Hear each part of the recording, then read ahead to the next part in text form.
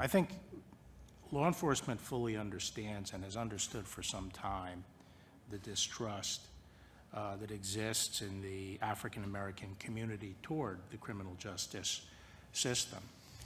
And as I've been reflecting on this over the past few days and weeks,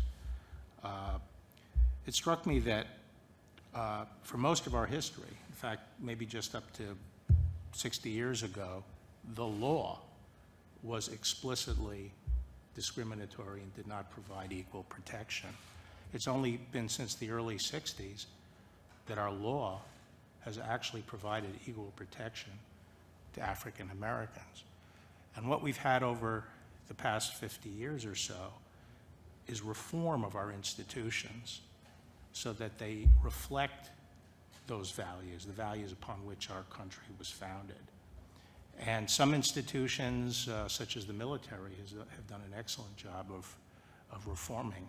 And law enforcement has too. That's one thing I understand from being Attorney General 30 years ago. And what makes me very optimistic today is that the law enforcement leaders that we deal with, and you all know this, no one is more committed to reforming the criminal justice system and the profession of policing today.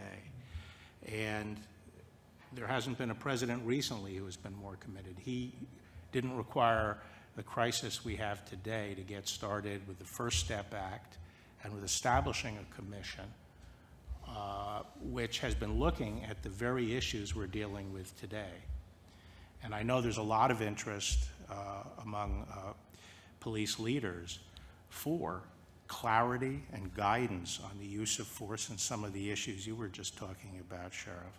Making sure the standards are out there, making sure they are trained, and making sure they are adhered to. And we're looking forward to working with you to get that done. The time for waiting is over.